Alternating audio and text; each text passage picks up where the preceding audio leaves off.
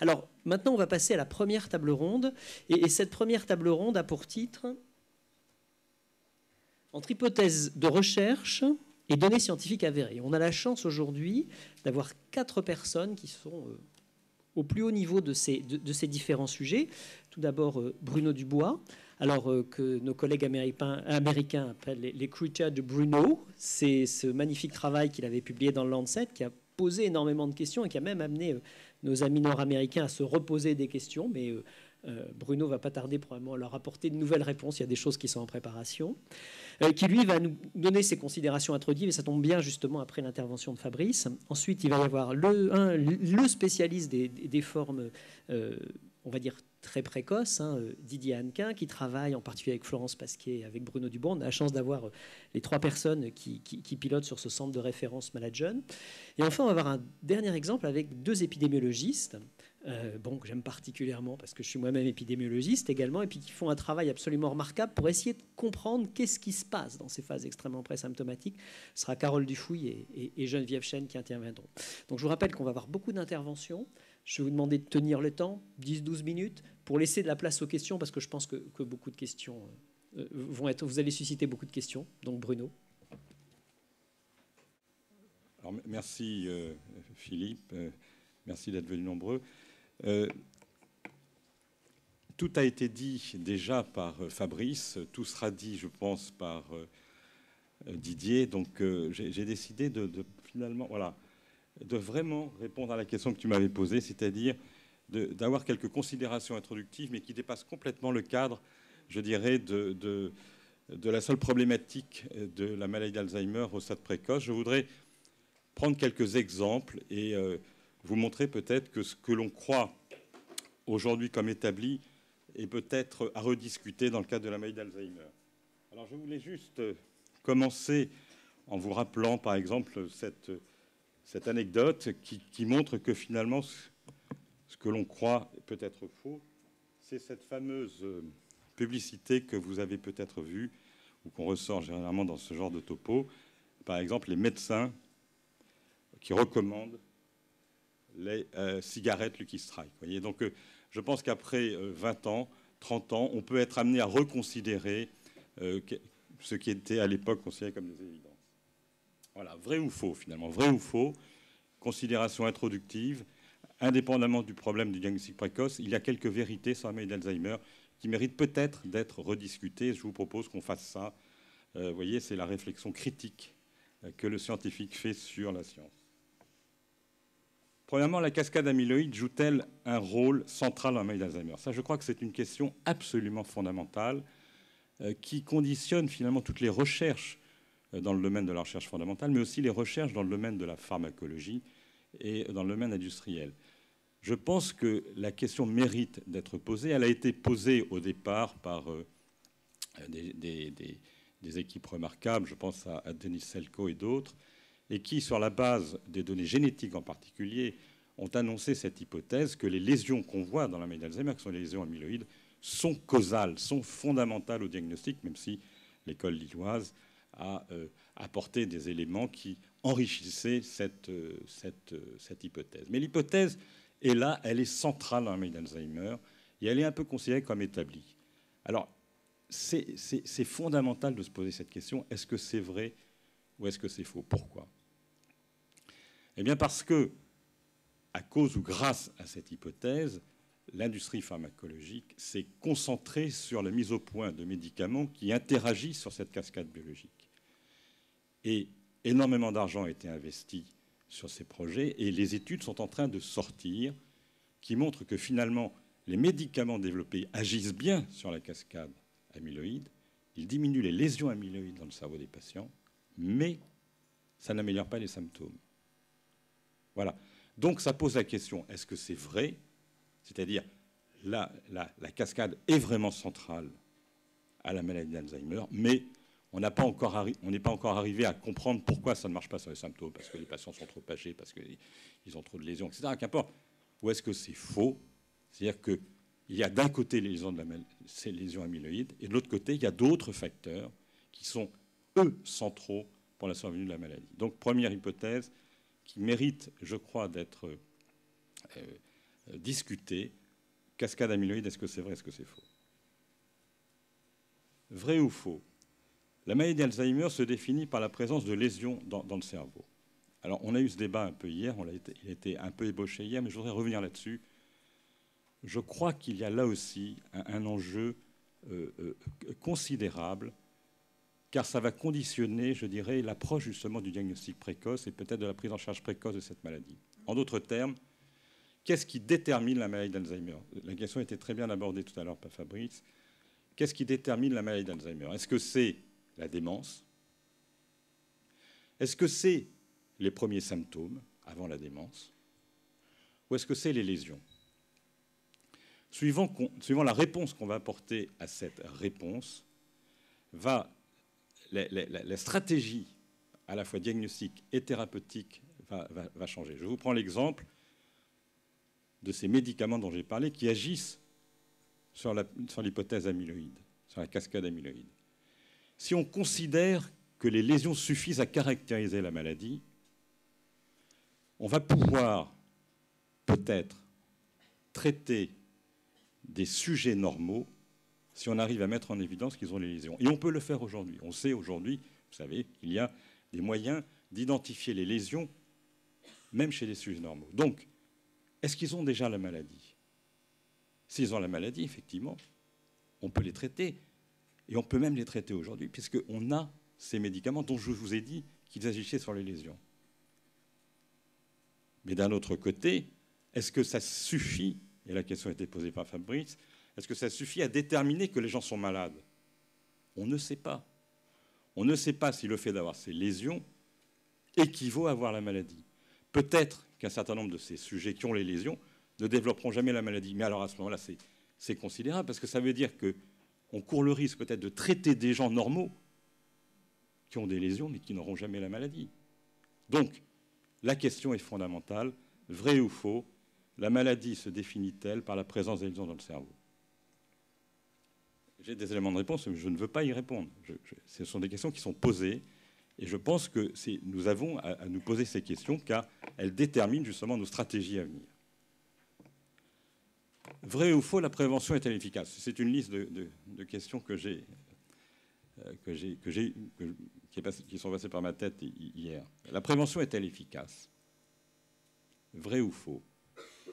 La question mérite d'être posée, parce que c'est vrai que la prévention est un peu efficace. Nous avons des brillants collègues épidémiologistes. Elle est un peu efficace, c'est vrai, les résultats le montrent. Par exemple, on nous a appris que boire un peu de vin, ça diminue la maladie d'Alzheimer. Traiter une hypertension artérielle, ça diminue la maladie d'Alzheimer. Peut-être de stimuler notre cognition, ça diminue la maladie d'Alzheimer. Mais attention, ne nous trompons pas. C'est un effet qui reste marginal, qui peut avoir une incidence significative au niveau de la santé publique d'un pays, mais au niveau d'un risque personnel. Si j'ai la maladie d'Alzheimer, si j'ai les lésions de la maladie d'Alzheimer, est-ce que le fait de boire deux verres de vin par jour va faire que je n'aurai pas la maladie? Non. Je pense que, là encore, le concept de prévention doit être replacé dans la réalité de la maladie. Ces facteurs dont on nous parle, ils interviennent sur le curseur d'expression de la maladie. Les lésions sont là. J'ai les lésions de la maladie d'Alzheimer, admettons, hypothèse de travail. J'ai les lésions de la maladie d'Alzheimer. Il est clair qu'un certain nombre de facteurs vont déterminer le moment où le curseur de l'expression de la maladie va apparaître. Si je fais un certain nombre de stratégies, peut-être que ce curseur va apparaître un peu plus tard et j'aurai la maladie 15 jours, 1 mois, 2 mois, 6 mois peut-être plus tard. Tant mieux, mais je l'ai. Ou si je me conduis comme il ne me faut pas, peut-être que la maladie apparaîtra 6 mois avant.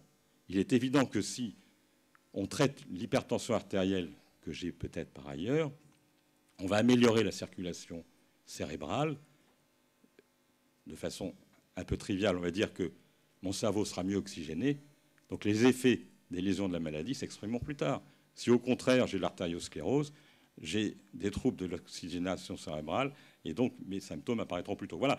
Donc on joue sur des facteurs parallèles, je dirais marginaux, mais importants, mais ils sont latéraux. Ne nous trompons pas, l'objectif, si on veut traiter la maladie, c'est d'agir sur les lésions elles-mêmes. Alors la question qui se pose, c'est peut-être que ces facteurs dont je parle peuvent aussi avoir une action sur les lésions. La démence sénile et la maladie d'Alzheimer ne font qu'une vérité établie et rappelée hier par Fabrice Ziel dans sa présentation tout à fait intéressante sur l'historique de la maladie d'Alzheimer et les raisons pour lesquelles on a à un moment donné décidé que c'était une seule et même maladie, sur la base d'arguments d'ailleurs qui sont scientifiquement valides. C'est vrai que ce sont les mêmes lésions, c'est vrai qu'en gros ce sont les mêmes symptômes, c'est vrai que sur le plan biologique et biochimique c'est la même chose. Donc pourquoi ne pas les rassembler? Et donc on est maintenant dans une logique de dire que c'est une seule et même maladie. Est-ce que c'est vrai?